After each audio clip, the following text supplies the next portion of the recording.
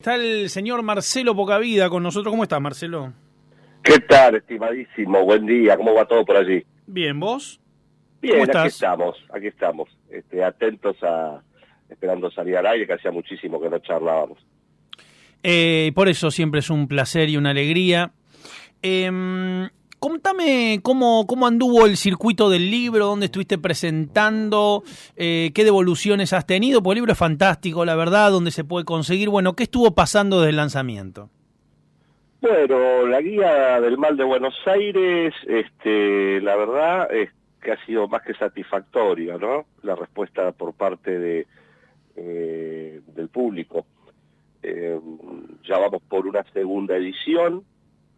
Y bueno, no deja de sorprendernos, alegrarnos, el tema de, como dije anteriormente, la gente se interesa por la guía en sí, el contenido.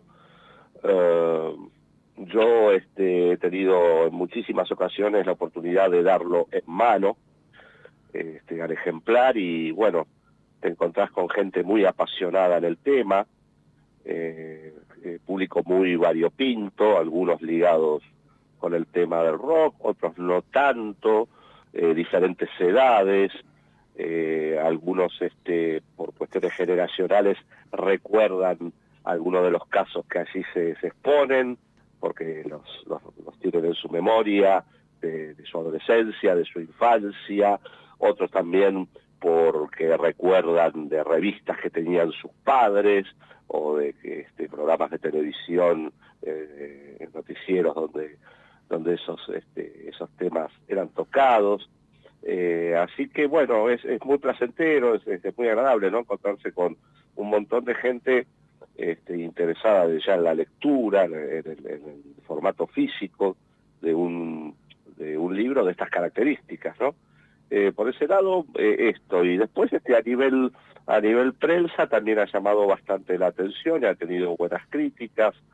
Rolling Stone, Página 12, y algunas notas más que se hicieron, y algunas que quedaron todavía ahí pendientes. Y bueno, trabajando, o sea, de forma muy artesanal, como fue el libro también, o sea, nos manejamos ya sea de mano en mano, que es un trabajo que me gusta hacer en mi digamos, mi disfrute como caminante de la ciudad y demás, y además porque uno charla un rato con la gente, y es muy placentero. Y después vía online, el libro también, así que bueno, seguimos adelante, viendo la posibilidad de hacer, quedó pendiente obviamente por las cuestiones que son de dominio público, una presentación formal del libro. Veremos si en algún momento antes de fin de año, ojalá así sea, se puede hacer. Y bueno, seguimos dándole máquina a este asunto.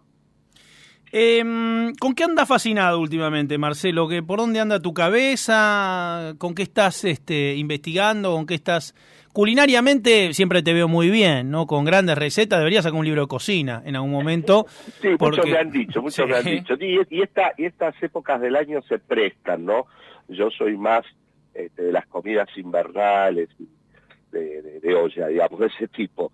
Sí, cocino, obviamente, es una como un hobby, una cuestión también para distenderse, ¿no? Además de alimentarse. Y después, abocado, empezamos con la nueva temporada de Boudivac, programa radial. Chico Bomba Radio. Claro, el Chico Bomba Radio, habíamos comenzado el año pasado, anduvo bastante bien, la gente esperaba ansiosa la segunda temporada y comenzamos con la segunda temporada.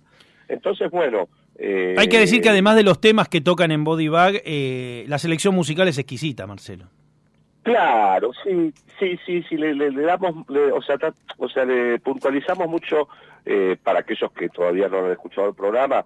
Body Bag es un programa que toca temas de la cultura pop, contracultura, underground, a nivel mundial, y no es un programa netamente rockero o de rock propiamente dicho, pero digamos, la música que suena el rock también, es como un soundtrack de todas estas historias, de estos informes que nosotros ponemos al aire. Entonces lo que hacemos es, una vez elegido el informe en cuestión, lo que hacemos también es que vaya la música acompañada con, que acompañe, o sea, que sea temática, ¿no? Junto con el tema del informe. Así que lo que hacemos, estoy bastante abocado a los contenidos, armar los contenidos del programa, que ya hemos tocado algunos más que interesantes. Por ejemplo, recordamos el boom de otras épocas de las ventas.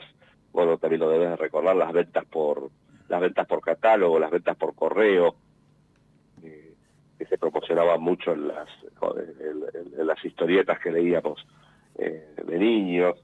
Hicimos también un especial sobre, fue el último que hicimos, sobre el tema de el apogeo y el ocaso de los freak shows, de los iShows, y así tuvimos de invitado a una eminencia, que ha escrito un par de libros sobre el tema, argentino él, el doctor Omar López Mato, y bueno, básicamente laburando sobre estos temas que nos apasionan y que por suerte a la gente también hay una devolución, ¿no? Porque a la gente le interesa bastante.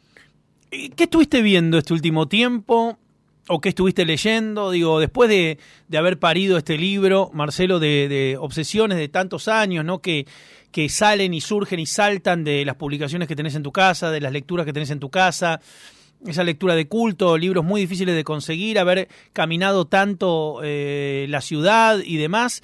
¿Con qué estás ahora? ¿Qué es lo que te está ocupando? Sí, lo tengo aquí sobre mi mesa y todavía, digamos que lo he ojeado muy por arriba porque lo recibí ayer por la tarde-noche. Es un libro llamado Cadáveres Exquisitos, del doctor Thomas T. Noguchi. Thomas T. Noguchi, que parecería un dibujante de manga. De manga, pero no, es un famosísimo médico forense. Fue el médico forense de los famosos de la farándula de Hollywood y también de la historia norteamericana, ¿no? Él estuvo en las autopsias de los cuerpos de Marilyn Monroe, de Robert Kennedy, de Janis Joplin, de Sharon Tate, Natalie Wood, John Belushi, entre otros, ¿no? Uh-huh. Y bueno, me faltaba esta joyita, que viene muy ilustrativo, también viene con unas fotos bastante explícitas en su interior. Y bueno, aquí este hombre de origen japonés cuenta los pormenores, sí, al frente a cada uno de estos cadáveres exquisitos, de estos uh-huh, fiambres superstar, ¿no? O sea, todo un tema. Yo me acuerdo del libro de lo que lo debes tener, del doctor Pedro Ara, ¿no? Ese libro El doctor Pedro Ara, así sí, es. El doctor Pedro Ara, sobre el que trabajó sobre el cuerpo de Eva Perón. Uh-huh. Es un libro que se llama, no me acuerdo el libro. Sí, eso, casualmente, sí, cuando recibí este libro, que básicamente apunta sobre todos estos íconos de la cultura norteamericana, me vino a la cabeza, obviamente, el libro que vos mencionás, y vos sabés que hubo, no solamente fue Ara el que estuvo relacionado con el tema del cuerpo de Eva Perón, sino anteriormente había intervenido Domingo Telechea. Domingo Telechea es una persona que marcó mucho mi infancia, aunque suena extraño que tiene que ver esto. El tipo no era del campo forense, pero sí lo era un artesano y era uno de los pocos tipos que laburaba acá con figuras de cera.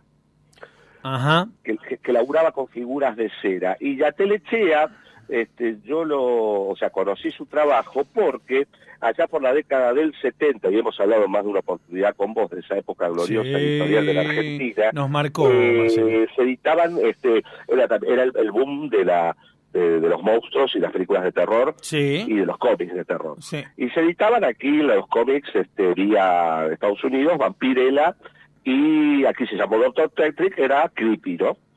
Y la edición nacional de Tetrick... Hasta mediados de los 80 en el Parque Centenario se encontraban esas publicaciones. Claro, son increíbles, marcaron a fuego hasta el día de hoy. Sí. Eso y los bolsilibros de Bruguera también, Selección Terror, todo eso me volvía loco. Sí, un día podemos charlar de eso porque hay una historia detrás de estos... de estos bolsilibros que había, eran western, bélicos, ciencia ficción. Hemos hablado en este programa y me mandó la biografía de su padre firmada por ella con la hija de Curtis Garland. Claro. Hemos hablado. En realidad muchos de ellos eran seudónimos. Por supuesto, tenían 3-4 seudónimos, Clark Garrados. De prolíficos. Y esclavizados escritores pulp españoles. Clark Garrados era, otro de los nombres más célebres de esa selección. Clark Garrados. Y bueno, como bien te decía, en las Telechea, estamos hablando de Telechea. De Bela Lugosi, de Lon Chaney Jr., Boris Karloff, y intercalados venían fotos de imágenes de figuras de cera de íconos de la pantalla del cine de terror, ¿no? Que eran creaciones de Domingo Telechea. Yo recuerdo una vez que fue una experiencia increíble, iba caminando en esas salidas que se hacían, que era todo un ritual, sobre todo para los que vivíamos en provincia, como se decía, ir al centro. Y en una de esas salidas que incluía ir al cine, a comer, y siempre después de Yapa alguna revistita que uno se compraba por ahí. Qué lindo. Claro, por la peatonal Lavalle, que era realmente un lujo, a la altura de Lavalle, ahí cuando comienza la peatonal Lavalle y Carlos Pellegrini, veo, yo era chico, debería tener unos 8 o 9 años quizás, veo un vociferando a un tipo con galera, capa, pintado tez pálida, ojeras, muy histriónico, haciendo el típico pasen y vean. Sí, y era el Museo de Cera del Horror. No, me vuelvo loco. Donde se presentaban figuras, todos los monstruos de la Universal, en formato, ¿no? Y hechos...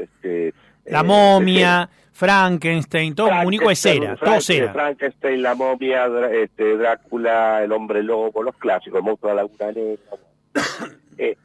Yo salí totalmente disparado hacia la boletería. En la boletería había una chica, tipo novia de Drácula, con el pelo negro y qué bonito. unos colmillos, que era la que te daba la entrada. Y recuerdo haber entrado con mi madre, y quedé fascinado, porque realmente las figuras eran algo espectacular. Las figuras de cera que representaban a los clásicos del terror de la pantalla grande, ¿no? Esto fue una sola vez, después conservé el programa que después se perdió, y después con el tiempo me iba a enterar que el señor Domingo Telechea fue uno de los que intervino entre los procesos que llevó el cuerpo de Eva Perón. Igualmente, hoy se puede ver algún trabajo de Domingo Telechea en el Museo de Cera de la Boca. ¿Qué hay? ¿Qué quedó? Cera de la Boca, ¿Qué quedó? Que está ahí a metros de caminito, sí. Ahí queda todavía trabajo, más bien de índole histórico, de lo que fue, de lo que este hombre hacía, ¿no? ¿Pero qué hay? ¿Un Cornelio Saavedra de cera? ¿Hay una, ¿qué hay? No precisamente, es bastante raro, porque lo que hay son representaciones más bien de índole folclórico. Un gaucho, un aborigen, una cosa así. Aborigen, sí. Es una casa, primer piso, una casa vieja. Al fondo hay como, bueno, hay un obviamente está la figura de cera de Quinquela Martín, y en un recoveco hay una parte, sí. Donde aparece el hombre bestia de Borneo. Bueno, tengo que ir. Escucha, pero para, ¿y este señor cómo se vincula con Eva Perón? Yo tengo entendido de que cuando se decide... la momificación. Hacer embalsamar el cuerpo de Eva Perón, lo llaman a él porque hay que hacer un proceso de restauración. Creo que él tuvo que ver sobre, si mal no recuerdo, cuando el cadáver había desaparecido. Telechea trabaja después de Ara, porque Ara trabaja después de Ara. Claro, estamos hablando del secuestro, de cuando viene la Libertadora, el cadáver pasa a la CGT, a poder en los pasillos de la CGT, ahí en poder de los militares, que aparece con ofrendas, en ese periodo antes de partir a Europa, ¿estamos hablando? Claro, porque si ya vuelvo a repetir, o después, o en los 70, Puerta de Hierro, ¿cuándo aparece? Si mal no recuerdo, Telechea, él lo que hace es restaurar el cuerpo mancillado, o sea, que había sido porque tenía cortes de zapatos. Tenía una trompada, tenía roto el tabique, había sido abusado. Le faltaba un dedo. Sí. Veníamos hablando de Telechea y el trabajo del doctor Pedro Ara. Ahora vamos a establecer la cronología de qué fue lo que pasó con el cadáver de Eva Perón, ¿no?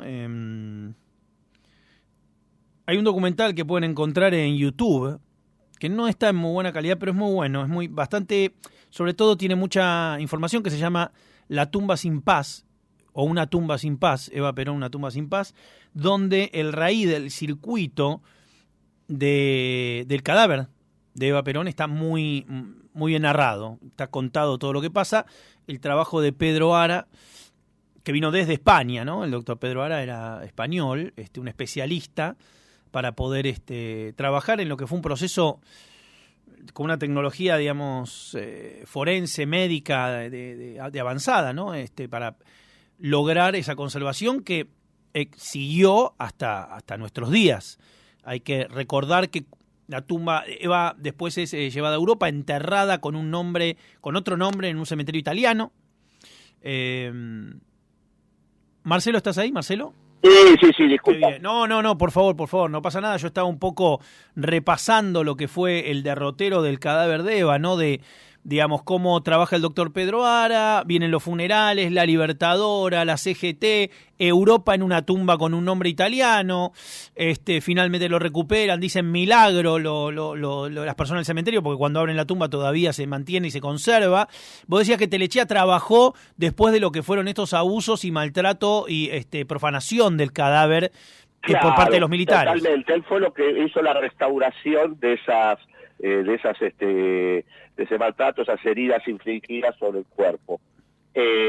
Además, bueno, como bien vos acabas de relatar, todo el derrotero desde el cuerpo, de la forma increíble, estuvo en la trastienda de un cine, detrás de la pantalla de un cine.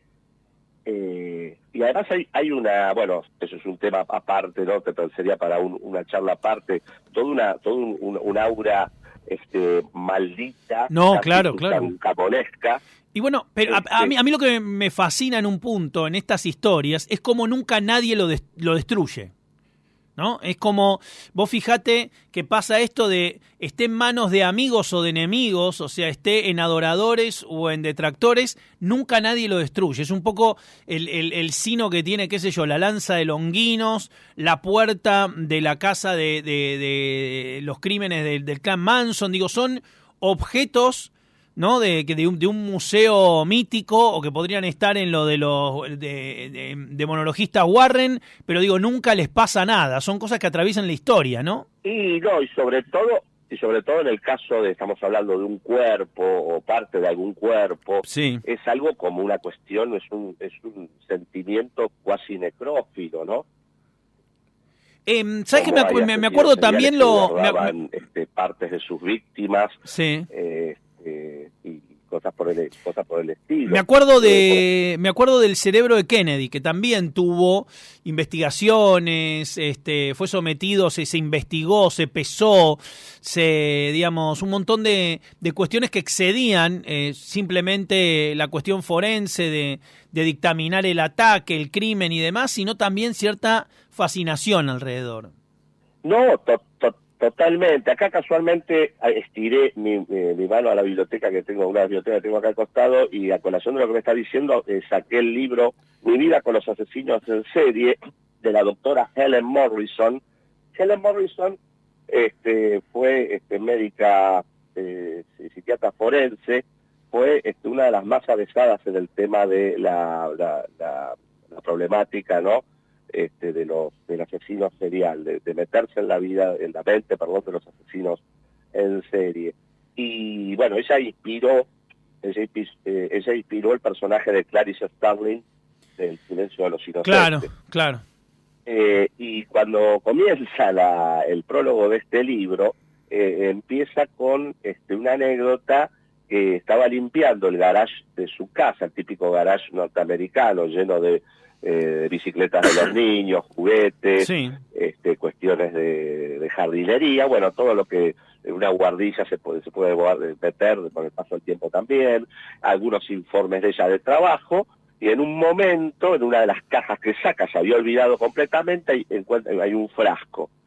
Y ahí, bueno, cuando saca el frasco de la caja en cuestión, ¿qué era lo que había dentro del frasco? Un cerebro. ¿De quién era ese cerebro? Era el cerebro de John Wayne Gacy. Terrible.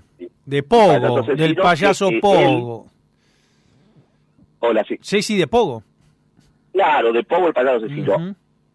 Cerebro que él pidió a la ciencia que se estudie, y finalmente se hicieron unos estudios, bueno, pero terminó en manos de ella, y así comienza el prólogo de cómo su vida y su relación con por su labor con todos estos personajes, y bueno, y dice, del lugar del mundo donde yo visito, no me llevan a cenar, no me llevan al teatro, no me llevan al cine, me llevan al museo forense de la ciudad en cuestión. Telechea también, esto de que fue parte de mi infancia tiene que ver porque después de aquel museo de horror, de los íconos de la pantalla grande del terror, después Telechea iba a exponer en la zona céntrica, allí por Maipú, Corrientes, por ahí, un museo sobre ya para adultos, había tenido que ir acompañado, era de índole apuntando a la cuestión medicinal, y era de anomalías físicas, de deformidades, enfermedades venéreas y de un montón de cosas. Y bueno, ese museo estuvo un tiempo así en la zona del centro, y después fue a parar a Mar del Plata. Sí. Y en la peatonal de Mar del Plata, en un sótano, con todas las paredes pintadas en letras fluo y muy terroríficas, verán gente impresionable, por favor no entre, y cosas por el estilo. Allí estaba ese museo que me pasaba horas, porque ahí no había ningún control si eras mayor o menor, me pasaba horas mirando esas representaciones de anomalías teratológicas, digamos.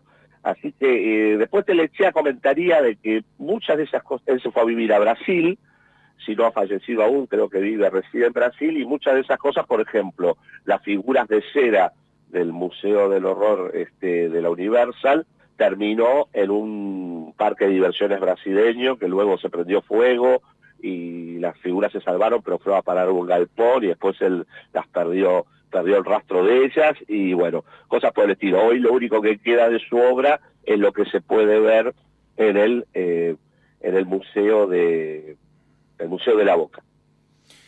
Fantástico, Marcelo, como siempre un placer hablar contigo, espero verte en breve, que nos veamos, que vuelvan de a poco los ciclos de cine, bueno, todo aquello, ¿no? Poder hacer actividades con por lo menos algún grupo de gente, con los protocolos correspondientes, bueno, que de a poco se active también el encuentro, ¿no? Lo que podamos compartir entre... ganas sería hermoso. De volver a armar algún tipo de ciclo auspiciado por la radio, por Bodybag, llevar un poco el espíritu de Bodybag a un ciclo ciclo de cine, poder hacer la presentación de la Guía del Mal, y bueno, no sé si volver a los escenarios con la música también, o sea, no está descartado. Me vuelvo loco, Marcelo. Estoy muy abocado. Y me tenés, cuando eso pase, me tenés ahí en primera fila, o hagamos un clip o hagamos algo. Y yo tengo un sueño, que es que vayamos a recorrer las locaciones de Snuff, de lo Findlay, en algún momento. Sí, habíamos quedado en eso. Habíamos quedado en eso, así que cuando lo desees podemos hacerlo. Bien, porque un también tour, está más que interesante. por favor. Me encantaría. Sí, revemos la película para estar, para más o menos dictaminar el mapa, llevamos una pequeña cámara y recorremos, hacemos una visita a locaciones, vemos que nos encontramos. Totalmente, dale. Así lo haremos, por favor. Te mando un abrazo grande, querido amigo. Un abrazo enorme y un saludo a toda la audiencia y bueno, aquí para lo que necesiten. Igualmente, lo mismo digo, Marcelo, lo mejor. Continuamos aquí en Un Mundo Feliz.